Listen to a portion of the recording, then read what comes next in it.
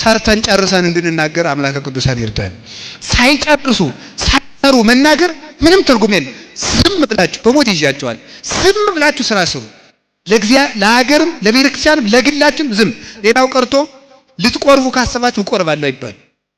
ደጋ አስቀድሳለሁ ካላችሁ ዲያብሎስ ነው እስባል ብሎ እንደ ስራው ሰርቶ ነው ያድራል። ያን ሁሉ ሰማይ ይሄንን ምድር 5ቱን የዓለም የመሬት ዓለም 9ኙን የእሳት ዓለም የነፋሱን ዓለም የውሃውን ዓለም በዝምታው ብቻ ፈጠረ። ጥቂት ተናግሮ ብዙ ይሰራል። እኛ ደግሞ ብዙ ተናግረን ምንም አንሰራም። ንግግራችን ከሚጠቅም ይልቅ ዝምታችን ይጠቅም ነበረ።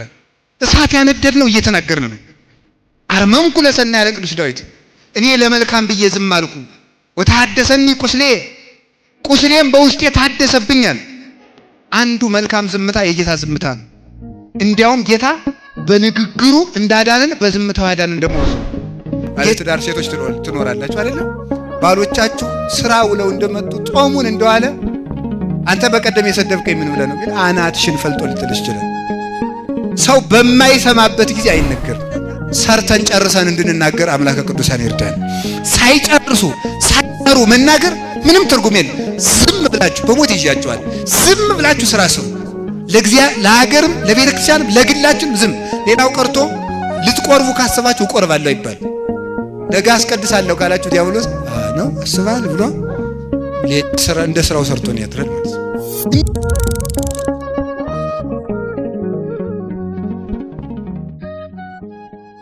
ለኛ መተዛዘኑን ያድለን እግዚአብሔር። የአባቶቻችን በረከት ይደርብን። ለእንስሳ እንኳን የተራራባት ሀገር ናት ይቺ ሀገር። አሁን ዛሬ የትም ቦታ መሄድ ትችላላችሁ። በገጠር እናቶቻችን ጤፍ ሲያበጥሩ የከተማ ሴት ማበጠር ይወቅም አይወቅም አላውቅም። በርግጥ የተበጠረ ነው ከወፍጮ ቤት አስፈጭታችሁ የምትበሉ መሰለኝ። እና ጤፍ ሲያበጥሩ ለወፎቹ ቀንሰው ይተውላቸዋል። ለወፎቹ ብለው ማለት። አሁን አክሱም አካባቢ ስትሄዱ ደግሞ የአክሱም እናቶች ወስደው ጥሬ ለርግቦች ለወፎች ወደ ቤተክርስቲያኑ ግቢ ልትገቡ ስትል ከየድንጋዩ ላይ ጥሬ ተደፍቶ ታገኛላችሁ። እንዲህ አድርገው የሚያዝኑ ሰዎች በኖርባት ሀገር የማይተዛዘን አውሬ ከባብ የባሰ ተፈጠረ። እግዚአብሔር ሁላችንንም ሰው ያድርገን። አሁን እንደዚህ ስላችሁ ግን ከውጭ ያሉትን ሰዎች እየመደባችሁ ልትሰሙ ትችላላችሁ። ይሄ ዝንጀሮ እገሌን ይመስላል፣ እባብ ደግሞ እገሌን ይመስላል እያላችሁ እኔ ነው ማለት እስኪ እኔ በሉላችሁ። አሁን እዚህ ዓለምን ያስተካከሏት እኮ 12 ሐዋርያት ናቸው አይደለም? ይሄ ሰው ስንት ሰው ይሆናል? በጣም ብዙ ሰው እኮ ነው። እኔ ማምላክን ከልቤ ነው የምነግራችሁ። እዚህ ግቢ ውስጥ ያለው ሰው ብቻ እኔንም ጨምሮ ብንስተካከል ሀገራችን ሰላም ትሆናለች። ሳይስተካከል ግን እግዚአብሔር ታምራዊ በሆነ መንገድ ዝም ብሎ የኢትዮጵያ ትንሣኤ እያሉ ግን ማጨብጨብ ምንም አያመጣም። ምን አይነት ኢትዮጵያ እንደምንፈልግም አይታወቅም። በእውነቴን ነው የምነግራችሁ። እየሰራን እየስተካከል ከሆነ ግን እግዚአብሔር ቀን ያመጣል። ቀን ያምጣልን። ወደ ርዕሳችን እንድ እስመ ስማ ቃላቲሁ ምግባሩ በሚል ርዕስ ነው የምንማማረው። የሥራው ምስክር ቃሉ ነው። ይቅርታ፣ የቃሉ ምስክር ስራው ነው በሚል ርዕስ እንማማራለን። እስኪ የቃሉ ምስክር በሉ። ስራው ነው። እንደገና በሉ። የቃሉ ምስክር ስራው ነው። ሶስተኛ የቃሉ ምስክር ምኑ ነው? ስራው ነው። ቅዱስ ቄርሎስ የተናገረው ኃይለ ቃል ነው። ድርሳነ ቄርሎስ በሚባል መጽሐፍ ላይ ነው የምናገኘው። ቃሉን የተናገረው ቅዱስ ቄርሎስ ነው። ቄርሎስ ማለት አንበሳ ማለት ነው። አንበሳ ባገሳ ጊዜ አራዊት እንደሚደነግጡት ቄርሎስ በተጠቀሰ ጊዜ አጋንንት ይደነግጣሉ። የቅዱስ ቄርሎስ አሁን ሁላችሁም እውነቴን ነው ቅዱስ ቄርሎስን እመኑበት፣ በደንብ አድርጋችሁም ውደዱት። ከሆነላችሁ መጽሐፉንም ፈልጋችሁ እንድታነቡትና የቅዱስ ቄርሎስን ድርሰቶች ቤታችሁ ብታስቀምጡ ራሱ ከካህዲያን ይጠብቃቸዋል። በእጅግ በሚያስደንቅ ሁኔታ ቅዱስ ቄርሎስ የእመቤታችን የቅድስት ድንግል ማርያም የወላዲት አምላክ የድንግልናዋ ምስክር ሆኖ የሞተ አባት ነው። በጌታችን በኢየሱስ ክርስቶስ ጌትነት ላይ የሚነሱትን መናፍቃን በሙሉ ሲመክት የኖረ በእውነቱ በስግው ቃል ቀዳሚው ቃል በሚነው በቀዳማዊ ቃል ማጭድ አልሰማ ያለውን ንስጥሮስን በቀዳማዊ ቃል ማጭድ አጭዶ በ200 ሊቃነ ጳጳሳት አበራይቶ ወቅቶ በኤፌሶን አውድማ ዘርግቶ በመንፈስ ቅዱስ ስልጣን በውግዘት አዝርቶ በትኖ ገለባውን ንስጥሮስን ከቤተ ክርስቲያን የለየ ፍጹም የቤተ ክርስቲያን አባት ነው። ቅዱስ ቄርሎስ የሚገርመው ትምህርት ተምሮ ሲያበቃ ትምህርቱን ሲጨርስ ቀጥታ ስብከት አልጀመረም። እንዲያውም በቤተ ክርስቲያናችን ታሪክ የማጥናት ሀብት እንደ ቅዱስ ቄርሎስ ሆኖ የተሰጠው ሰው የለም። የማጥናት ሀብት ወይ መስል ከመዘቀዳሚ ተምህረ ከመምሩ አንደበት ሲሰማ ቃልን በ5 ዓመቱ ነው ብሉይ ኪዳንና ሐዲስ ኪዳንን ተምሮ የጨረሰ። ከመምሩ አንደበት ሲሰማ እንደተዳመጠ ብራና ሳያዳግም በልቡናው ሰሌዳ ይጽፈው ነበር እና እንዲህ ሆኖ ተምሮ ሲጨርስ በቅቶ ፍጹም ተዋህዶ ሲጨርስ በልስበክ አላለውም። መምሩ ቅዱስ ቴዎፍሎስ ምንድነው ያለው? ሂድና አለው፣ ሂድና የተማርከውን በገዳም ኑረውናና ስበክ አለው። በገዳም ሄደ። ከጀማሪዎች ጋር ሰደደው። ጀማሪዎችን በተግባር በአገልግሎት በትሩፋት በለጣቸው። ከማይከላውያን ገባ። አሬስ ከኛ ጋር ሊኖር አይገባም ብለው በቅድስና ከፍ ካሉት ከንጽሐ ሥጋ ላይ ካሉት ጨመሩት። ከነሱም በለጠ። ከፍጹማን ማህበር ሰደዱት። እነሱንም በለጣቸው። ዓለምን በሙሉ ከአንድ ቦታ ተቀምጠው እንደ ኤልሳ ከሚያዩት ከፍጹማን ጨመሩት። እነሱንም በለጣቸው። በክንፍ ከሚበሩት በደመና ከሚሽከረከሩት ጋር ደግሞ በጸጋ ከበቁት እንደና አቡነ ገብረ መንፈስ ቅዱስ ካሉት ከፍጹማን ቅዱሳን ጋር ደግሞ ጨመሩት። ከገዳሙ ባስቄጥስ ገዳም ከሚኖሩት እነሱንም በለጣቸው። እንግዲህ ወዲያና ስበክ አለው። ከዚያ በኋላ መጥቶ ሰበከ። የተማረውን ኖረው የኖረውን ሰበከው። ሰው ዛሬም እኮ ሰው ጠፍቶ ነው እንጂ እኔ ራሴ ማስተማር አልነበረብኝም። ስለሆነ ሰው ጠፍቶ ስል ደግሞ አይጣል ነው፣ ቃላት ይመነዘራሉ። መምህር የለም ማለት አይደለም። በእርግጠኝ ምን ማለት ይመስላችሁ? የበቁት አባቶች እዚህ አልመጣልን ብለው ነው እንጂ እኛ ቁጭ ብለን መማር ነበር የሚገባን በእውነቱ ማለት ነው። ሲራክ በማይሰማው ሰው ጆሮ ቃልን የሚናገር ሰው ባሸዋ ላይ ካብን የሚክብ ሰው ይመስላል ይላል። በማይሰማው ሰው ጆሮ ቃልን የሚናገር ተመልከቱ፣ ካሸዋ ላይ ካብ የሚክብን ይመስላል። መጀመሪያ ለመናገር ሰሚ መኖር። አንዳንድ ጊዜ አሁን እናንተ ራሳችሁ እንዲህ ብላችሁ አታውቁ? በዚህ ዘመን እኮ እውነት የሚናገር መምህር የለም። እውነት የሚናገር መነኩሴ፣ ካህን፣ ዲያቆን፣ ጳጳስ የለም። ሁሉም አድርባይ ነው ትላላችሁ አትሉ? በሉ እንቅጩን ተናገሩ። አሁን ትላላችሁ አትሉ? እንላለን። ደግሞ በጠባያችን ምን አይነት መሰላችሁ? የኢትዮጵያ ሰው እስራኤላውያንን ነው የሚመስል። እስራኤል በጠባያቸው ቤተ ክህነትና ቤተ መንግስትን የሚሰድብላቸው ሰው ይወዳሉ። አሁን ለምሳሌ እኔ ብድግ ብዬ ብፁዕ አቡነ ገሌ ሌባ ናቸው፣ ቀጣፊ ናቸው፣ ሰው መሳይ ናቸው፣ ህዝቡ እየተበተነ የማያዙ ተኩላ ናቸው፣ ገንዘብ ነው የሚያጭበረብሩ ብል በስመ አብ አባ ገብረ ኪዳን እውነተኛ አባት ነው። እኔ እኮ ለዓላማዬ ሊሆን ይችላል የተናገርኩት ማለት ነው እንጂ አባን ወይም ብፁዕ አባታችን እንደዚያ ሌባ ሆኖ ላይሆን ይችላል። በጠባያችን ቤተ ክህነትና ቤተ መንግስትን የሚሰድብ ሰዎቹ ትክክል አይሆንም ይሁንም ሳንመረምር የሚሳደብልን ሰው እንወዳለን። ግን ሰዎቹ ደግሞ ለዓላማቸው እያደረጉን እንደሆነ ግን አናውቅም ፈጽሞ ማለት ነው። ሳንመረምር ደስ ይለናል ዝም ብሎ እሰይ በቃ የዚያን ጊዜ አገር ይወጣልን፣ ቀን ይወጣልን፣ ሰላም የተመለሰልን፣ ርስታችን ጉልታችን የተመለሰልን፣ የተስተካከለልን፣ ፍትህ የተሰጠን ይመስለናል። ግን ትክክለኛ አባቶች እንዲያውም በክፉ ዘመን ምንድነው የሚሉ? ዝም ሰሚ የለማ። እስቲ በሞቴ ሰሚ የለም በሉ። አንዳንድ ጊዜ እኮ ሰላማዊ ሰልፎቻችን ሁሉ እኮ ይገርሙኛል። እኔ ሰሚ ሳይኖር እኮ ነው የምንጮኸው። ተናግረን ዝም ወጣችሁ ነበር ጎበዞች ብለው ሰው አሽፈውብን ቁጭ ይላል። ሰሚ እንዲያው አንደ ማምላክን ጀግና እንዲያውም በዝምታው ነው የሚያስፈራ። ክርስቲያን በዝምታው ነው የሚያስፈራ። ዝም አሉ ከኢትዮጵያ ነገስታት አንዱ እኮ አድርገዋል አይደል? ግብር ጨመሩ አይደል? ህዝቡ ወጣ። ከዛ በኋላ በበነገው ደግሞ ጨምሩ፣ እንደውም ከትናንት ነው አሉ። ደግሞ ወጣ ጨምሩ አሉ። በሶስተኛው ዝም አለ። ህዝቡ ቁጭ አለ ዝም ብሎ። ህዝቡ እንዴት ብሎአል አሉ። ኧረ ጃን ሆይ ዝም ብሎአል፣ አሁን ነው መፍራት አሉ ይባላል። ዝም ስንል እንዲያውም እውነቴን ነው የምነግራችሁ፣ ዝም ብለን ስራ እንሰራለን። አሁን እንወጣና እኛ በቀጣይ እንዲህ እናደርጋለን ታደርጉ አስባችኋል? ጥሩ ነው ይሉና እነሱ ቀድሞ ያበላሹታል። ዝም ማለት ሰሚ ሳይኖር እንኳን ሰው እግዚአብሔር አይናገርም። እስኪ በሉ ሁላችሁ ሰሚ ሳይኖር በሉ። እንኳን ሰው ማን አይናገርም? እግዚአብሔር አይናገርም። እግዚአብሔር ለምን ዝም አለን በሉ እስኪ ሁላችሁ። ሰሚ ስለሌለ ማን ይስማ? በፍጹም እኛን ዘረኛ አትሁኑ ቢለን ዘረኛ። አሁን አንዱ ጠጋይልን አባ እኔም እኮ ሰው አካባቢ ነው ሲል ነው ልጅ ደህና ነህ በል እንግዲህ ያገኛለሁ በዘር እናንተም ዘር ማን የሚሰማል? ባለትዳር ሴቶች ትኖራላችሁ አይደለም? ባሎቻችሁ ስራ ውለው እንደመጡ ጾሙን እንደዋለ አንተ በቀደም የሰደብከኝ ምን ብለህ ነው ቢል አናትሽን ፈልጦ ሊጥልሽ ይችላል። ሰው በማይሰማበት ጊዜ አይነገርም። እውነቴን ነው። ሰው በራበው ሰዓት፣ ሰው ባመመው ሰዓት አይጠየቅም። ለምሳሌ አንድ ምሳሌ እንግራችሁ። የማቴዎስ ወንጌል ምዕራፍ 21 ላይ ስታገኙ ሐዋርያትን አገኛቸው።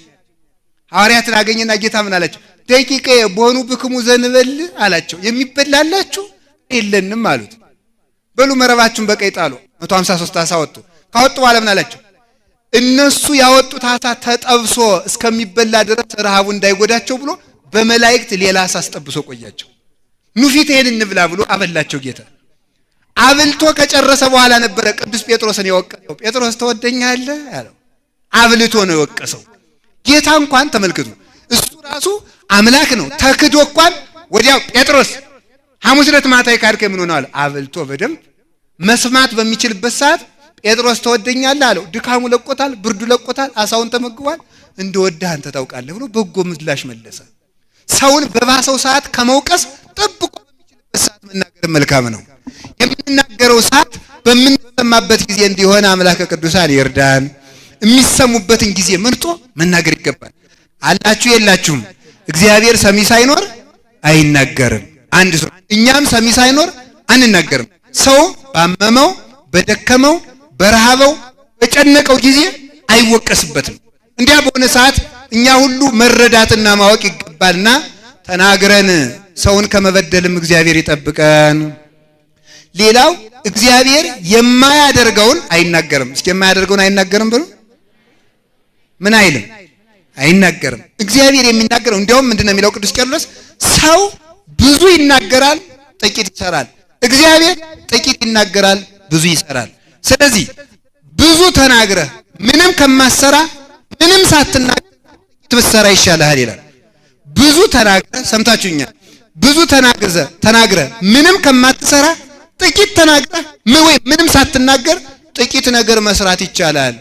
አሁን ብዙዎች እኮ ብዙ ነግረው ምንም ሳይሰሩልን ቀሩ። አልሰማችኋቸው? ኢትዮጵያ እንዲህ ትሆናለች፣ ኢትዮጵያ እንዲህ ትሆናለች፣ ኢትዮጵያ እንዲህ ትሆናለች። እንዲያውም ፊትማ እንደሰማነው ፀሐይ ላይ ሁሉ ደን የምንበላ ነበር ያስመሰሉን። እዚያ ላይ ማይድ የምንበላ ብዙ ነግረውን ምንም አልሰሩልንም። እግዚአብሔር ግን ጥቂት ተናግሮ ብዙ ሰራ። እስኪ ጥቂት ተናግሮ በሉ ምን ሰራ? ብዙ ሰራ። ለምሳሌ ዛሬ ማን ነው? አቤት ቀኑ ሐሙስ አይደል? ሐሙስ ለምሳሌ ዓሣ በባህር ውስጥ ያለው ዓሣ ስንት ይሆናል? እስቲ ገምቱ። 1000 2000 10 ሚሊዮን ስንት ይሆናል? አቤት አናውቅም በሉ። ጥሩ ነው፣ እሱ መልስ ነው። ከዚያ በኋላ ተመልከቱ፣ ይሄን ሁሉ ዓሣ አንበሪውን፣ ጉማሬውን፣ አዞውን ይሄን ሁሉ ለመፍጠር አሁን ጉማሬ ተፈጠረ፣ አሁን ዓሣ ተፈጠረ አይደለም። ባህር አውጭ አላት፣ አወጣች። ይሄን ሁሉ የፈጠረው በአንድ ቀን። ጤፉ፣ ስንዴው፣ በቆሎ በዓለም ላይ ስንት እጽዋት አሉ? ዛፉ፣ ወይራው፣ ምሳናው አቅሜን ባውቅ ይሻላል። ይሄ ሁሉ ምን ቆጥረዋል? ሁሉ ምን ብሎ ተቆጠ? ምን ስንት ጊዜ ተናግሮ ቆጠረው ብሎ ታብቅል ነው ያለ። ዝም ብሎ መሬት ታብቅል ሲል ይሄን ሁሉ ፈጠረ። ታብቅል ብቻ ብሎ እኮ ነው። ከዚያ በኋላ ረቡ እስቲ ከዋክብትን ቁጠሯቸው ስንት ይሆናል? ምንድነው ያለ? ዝም ብሎ ለአብሩ ብርሃናት በሰማይ፣ ብርሃናት በሰማይ ላይ ያብሩ ሲል ቁጥር የሌላቸው ከዋክብት ተፈጠሩ። ፀሐይ ተፈጠረች፣ ጨረቃ ተፈጠረች። እነዚህ ሁሉ ያብሩ በሚል ቃል ነው የተፈጠረ። በአንድ ቃል ይሄን ሁሉ ሰራ። ሰማይና ምድርን ለይኩን ይሁን አለ፣ ፈጠራቸው። ዝም ብሎ አሰበ። 7 ሰማይ ከዚህ በላይ ያን ሁሉ ሰማይ፣ ይሄንን ሰማይ፣ ይሄንን ምድር፣ 7 5ቱን የዓለም የመሬት ዓለም፣ 9ኙን የእሳት ዓለም፣ የነፋሱን ዓለም፣ የውሃውን ዓለም በዝምታው ብቻ ፈጠረ። ጥቂት ተናግሮ ብዙ ይሰራል። እኛ ደግሞ ብዙ ተናግረን ምንም አንሰራ። አሁን ፉከራ እንዲሁ በሞት ይያቻል። እንዲሁ አፈርሰውን እንዲሁ በየፌስቡኩ መለፍለፋችሁን አቁሙ። እንዲሁ በእግዚአብሔር ይያቻል። እንደዚህ እንዲሁ መሳደብ፣ በስድብ እንዲሁ መደሰት አንድ ነገር ሳንሰራ ብዙ ማውራት። አሁን እንዲህ ታቅዷል። ሌሎቹ እኮ ሊያጠፉን እንኳን አይናገሩም እኮ። ሊያጠፉን እንኳን ጥፋታቸውን ሲገልጡት ብቻ ነው የምናውቀው። እኛ ዝም ብለን እስቲ እግዚአብሔር ያሳያችሁ፣ ክርስቶስ ያመልክታችሁ አላችሁ። ስለዚህ እግዚአብሔር የማይፈጽመውን አይናገርም። የማይፈጽመውን አይናገርም። እሱ ብቻ እንዳይመስላችሁ፣ እግዚአብሔር ስራውን ሰርቶ ሲጨርስ ይናገራል። እስኪ ምን አላችሁኝ? ሰርቶ ሲጨርስ ይናገራል። ሰርቶ ሲጨርስ ይናገራል። በጣም ግሩም ነው። ለምሳሌ አንዳንድ ቀን እንዲህ ይላል ሰይጣን፣ ቀረብ ይልና የእግዚአብሔር ልጅ ክርስቶስ ይለዋል። መረጃ ለመሰብሰብ እኮ ነው እንጂ ነው አይደለም። ቆይ አንዳንድ ቀን ይርባዋል፣ አንዳንድ ቀን ደግሞ እንጀራ ያበረክታል፣ አንዳንድ ቀን ይፈራል፣ አንዳንድ ቀን ደግሞ አይዟችሁ የሰናፍጭ ቅንጣት ታክል እምነት ቢኖራችሁ ይህን ተራራ ትነቅሉታላችሁ ይላል። ሰው ማን ነው ብሎ ይግራይገው የእግዚአብሔር ልጅ ነህ ይለዋል። ዝም ይለዋል። አንተ ሰይጣን ከኋላ ይለዋል። ኋላ እንዲህ ሲል ኋላ ሰርቶ ጨረሰ። ስራውን ሰራ። 33 ዓመት ምስጢሩን ጌትነቱን በምስጢር እየገለጠ ቆየና ግን እኔ አምላክ ነኝ የሚለውን በምስጢር ደብቆ ቆየና ስራውን ሰርቶ ጨረሰ። ሲያልቅ ዓርብ እንዲህ ያለ ሰይጣን ዓርብ በመስቀሉ ጠርቆ ሲይዘው ወመስቀሉ ቀተሎ ለጽል ይላል ቅዱስ ጳውሎስ ቆላስይስ ምዕራፍ 2 ቁጥር 14 ላይ በመስቀሉ ጥልን ደመሰሰው ይላል። አንዳንድ ጊዜ መናፍቃኑ እንዲላሉ ጥሌት ያባታችን የሞተበት ነው መስቀልና አንይዘውም ይላሉ። በመስቀሉ የሞተ ማን ነው? ዲያብሎስ ነው። ዲያብሎስ ነው አባቴ እያሉ ነው ማለት ነው። እንግዲህ በመስቀሉ ዲያብሎስ ሞተ ነው የሚለው። በመስቀሉ ሞተ። ሞትንም ጠርቆ ቀድሞ ይገልበት ከነበረው መንገዱ አስወጣው ነው የሚለው። በሳት ዛንጀር በነፋስ አምላኬ ለምን ታደገኒ እንደ መቃጥን ማለት ነው።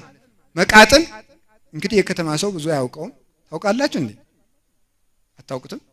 መንጠቆስ አታውቁትም? በቃ ምን እላችኋለሁ እንግዲህ ይሄ ረጅም የሆነ ሸምበቆ ናት እና ጫፏ ላይ ቆለፍ ያለች ሹል ብረት የተሳለች ብረት ይደረግባታል። እዚያ ላይ ጭብጦ ይደረግባታል። ጭብጦም አታውቁም? እሺ ዳቦ እሱ ይደረግበታል ማለት ነው። ጭብጦ የሚባለው በተልባ በኑግ በቅቤ እናቶቻችን ጨብጠው ቂጣውን ጋግረው የሚሰጡት ነው። በጣም ግሩም ነው በእውነቱ ማለት ነው። ዛሬ እኮ ዝም ብሎ እንዲሁ የከተማ ሰው አበላልም አያውቅም። ማምላክ ዝም ብሎ ይሆነ ያልሆነው ማለት ነው። እዚያ በኋላ እንዲሁ እግዚአብሔር ይጠብቀን ብቻ እና እንደዚህ ያረግና ሲያበቃ አበላል ማለት ሆዳሙ ነው አይደለም። ብዙ ከመብላት እንደው መጽሐፍ ቅዱስ ምንድነው የሚለው? የተበላሸ ምግብ ልብ ያበላሻል ይላል። እውነቴን ነው። የደፈረሰ ምግብ ልብ ያደፈረሰ የሆነ ያልሆነውን አትብሉ ብሎ በገበያው ሁሉ መብላት መንገድ ለመንገድ እንደው እንዳሳማ ዝም ብሎ እንደው ማምላክ ቦታ ሳይመርጡ መብላት። እንደው ክርስቲያን እኮ ጠንቃቃ እኮ ነው በእውነቱ ማለት የተጠነቀቀ ነው። በየቦታው አይዝረከረክም አላችሁ። እግዚአብሔር ከሁላችን ጋር ይሁን። እግዚአብሔር ከሁላችን ጋር ይሁን። ስለዚህ ያንን ጭብጦውን ምን ያደርጉታል?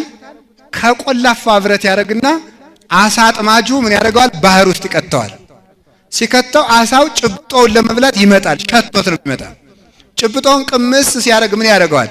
ቆላፋው ብረት ጉሮሮው ላይ ይገባል። ያን ጊዜ አሳው ሲንፈዳፈድ አሳ ገባ ማለት ነው ብሎ ሳብ አድርጎ ያወጣዋል ማለት ነው በመንጠቆ ብረት። ግን አሳው የመጣ እንጀራውን ወይም ዳቦውን ቂጣውን ብሎ ይመጣ።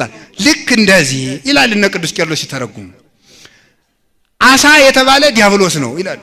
አሳ የተባለ ዲያብሎስ ነው። ጭብጦ የተባለ የክርስቶስ ስጋው ነው ይላል። ስጋውን ብሎ ሊውጥ ቀረብ እንዳለ አሳው ክርስቶስ አምላኬ ለምን ተውቀኝ እያለ ሲጮህ ጊዜ እንደ አብርሃም ስጋ እንደ ፍጡር ስጋ መስሎት ሊውጥ ቀረብ ሲል መንጠቆው ብረት ለቀም እንደሚያደርገው በመለኮቱ እሳተ መለኮቱን ተመልከቱ ብልጭ አደረገው። እኔ እኮ ፍጡር መስሎኝ ነው። ማን ነው ይሄ? መኑ ውእቱ ዘምድረ ለብሰው ውእቱ ሰማያዊ ውእቱ፣ በምድራዊ ስጋ የተገለጠ ሰማያዊ አምላክ ይሄ ማን ነው? እኔ አላውቅ ብዬ እንጂ እሱማ ዘአልቦ ዘዐርገ ውስተ ሰማይ ዘእንበለ ዘወረደ እምሰማይ ወልደ እጓለ እመሕያው፣ ከሰማይ ከወረደው በቀር ወደ ሰማይ የወጣ የለም ብሎ ነግሮኝ አልነበረምን? መኑ ውእቱ ዘእምዚአየ ይጼውዕ፣ ምርኮን የሚማርከኝ ይህ ማን ነው? መኑ ውእቱ ዘባሕይለ ነደ እሳት ምስለ ሞት ይትበአስ፣ በጌትነቱ ብርሃን ከሞት ጋር የሚሰላለፍ ሞትን የሚቀጠቅጠው ማን ነው? መኑ ውእቱ ዘበብዝሃ ብርሃኑ ለጽልመት አኦሮ፣ ከጌትነቱ ብርሃን የተነሳ ጨለማኔን ዕውር ያደረገኝ ይህ ማን ነው? ማንውቱ ዘያውዶ ስብሐት ዘይተአተት የማይጠፋ ብርሃን የሚከበው ይሄ ማን ነው? ማንውቱ ተመልኩ ዘለኪፎቶ እይክል ሊዳስሰው የማይቻለኝ ምንድነው? ምንትኑ ዝንቱ ዘያውዶ ስብሐት አለና ሲያበቃ ወምላይሊ ሆሙ ተመልከቱ ወምንሆሙ አለ ተመልከ አልቤ ዛማስን በላይ ሊሆሙ እንግዲህ እንኳን እሱን ወገኖችን እንኳን መጉዳት የማልችለው ይሄ ማን ነው ብሎ ሲቀባጥር ጌታ እንዲህ ብሎ መለሰለት። እንግዲህ ማወቀኛል ስራውን ሲጨርስ ነው። ዝንቱ ውእቱ ኢየሱስ ክርስቶስ ዘተጸቅለ ዘቦቱ ጸጋማይ የማና የኮነ ወታይታይ ከመዘላይ ላይ ወደ ሐራይ ከመዘቀዳማይ እማ በግራ የነበረውን አዳም ወደ ቀኝ መለስኩት። አለው ያልከውን አንተን ወደ ባህር ገሃነም የወረወርኩ የተዋረደውን አዳም ከፍ ያደረግኩት ከፍ ያልከውን አንተን ያዋረድኩ እኔ ኢየሱስ ክርስቶስ ነኝ እወቀኝ ብሎ በዕለተ ዓርብ ጌትነቱን ገለጠ። ሰርቶ ሲጨርስ ጌትነቱን ገለጠ። በሰማይ የሰማይ ጌታ መሆኑን ፀሐይን አጨልሞ ጨረቃ እንደማልብሶ ከዋክብትን አርግፎ የምድር ጌታ መሆኑን አለቱን ሰንጥቆ ሙት አስነስቶ የመቅደስ መጋረጃ ቀዶ ጌታ መሆኑን ለዲያብሎስ ገለጠ። ንግግራችን ከሚጠቅም ይልቅ ዝምታችን ይጠቅም ነበር። እሳት ያነደድነው እየተናገርን ነው። አርመምኩ ለሰናይ ያለ ቅዱስ ዳዊት እኔ ለመልካም ብዬ ዝም አልኩ ወታደሰኒ ቁስሌም በውስጤ ታደሰብኛል። አንዱ መልካም ዝምታ የጌታ ዝምታ ነው። እንዲያውም ጌታ በንግግሩ እንዳዳነን በዝምታው ያዳነን ደግሞ ብዙ ነው። ሰርተን ጨርሰን እንድንናገር አምላከ ቅዱሳን ይርዳን። ሳይሰሩ መናገር ምንም ትርጉም የለም። ዝም ብላችሁ በሞት ይያያችኋል። ዝም ብላችሁ ስራ ስሩ። ለሀገርም ለቤተ ክርስቲያንም ለግላችን ዝም። ሌላው ቀርቶ ልትቆርቡ ካሰባችሁ እቆርባለሁ ይባል። ነገ አስቀድሳለሁ ካላችሁ ዲያብሎስ ነው አስባል ብሎ እንደ ስራው ሰርቶ ነው ያድራል ማለት ነው። እንዲህ አይባልም። እንዲያውም ሁለት መነኮሳት በነገራችሁ ላይ ሰይጣን የዓለምን እቅድ በሙሉ እያበላሸ የሚኖረው ባፍ ነው፣ በሌላ አይደለም። በንግግር ብቻ ነው የሚያበላሸው። ሰይጣን የሰውን የልብ ተግባር የልብን እቅድ የማወቅ ስልጣን አልተሰጠውም። ባፋችን የምንናገረውን ነገር እያወቀ ነው። ጠንቋዮች ራሱ በምን እንደሚነግሩን ታውቃላችሁ? ነው ሰይጣን የተነገረን ነገርና የተደረገ ነገር ያውቃል። አንድ ሴትዮ ናቸው እዚህ አዲስ አበባ ነው ያሉና ወደ ክፍለ ሀገር ነው ያሉ። አዲስ አበባ አንዳንድ ቀን ይመጣሉ። የበቁ እናት ናቸው። መቼስ ግዳ ገብተን የለ ያም በቅቻለሁ ነው ያም በቅቻለሁ ነው እና የበቁ እናት ናቸው ተብሎ እኔ ራሴ ኋላ ምን አሉኝ? የተወለድክ በዚህ ቀን ነው አሉኝ። እውነታቸውን ነው። የእናትህ ስም ገሌ ይባላል። እውነታቸውን ነው። እድሜህን ያህል ነው አሉኝ። እውነታቸውን ነው። ግን ይሄ የበቁ አያስብላቸውም። ለምን ሲባል አንደኛ መረጃ ሰብስበው ሊሆን ይችላል። ሁለተኛ ደግሞ የተደረገን ነገር ሰይጣን ያውቃል። እስኪ የተደረገን ነገር በሉ ማን ያውቃል? እኔ መወለድ የተደረገ ነው ልጅ ያለው እኮ ማለት ነው። የተደረገ ነገር ስለሆነ ያውቃል። ቆይ እናንተ አዲስ አበባ ተቀምጣችሁ አሜሪካ መደወል ከቻላችሁ ጎጃም ያለው ሰይጣን ሐዋሳ ላለው ሰይጣን ለምን አይነግረውም? እውነቴን እኮ ነው። በቃ ይነግረዋል። ለምን አይነግረው? ደግሞ ሲጀምር ታውቃላችሁ አይንን ጭፍን አድርጎ ግልጥ እስከሚያደርጉ ድረስ ሰይጣን ከሰማይ ደርሶ ምጥቶ መልሶ ሰማይ መድረስ ይችላል። ይሄ ፍጥነት አለው ማለት ነው። በዓለም ላይ በሳይንሱ ፈጣን የሚባለው ብርሃን ነው አይደለ? ሰይጣን ግን ከብርሃን ፍጥነት የቀደመ ፍጥነት አለው። በዚህ ፍጥነቱ መረጃ ይቀባበላሉ አጋንንቱ ማለት ነው። የተነገረን ማወቅ የሚችሉበት ስልጣን አላቸው። ያልተነገረን በልብ የታቀደን ነገር ግን አያውቁ።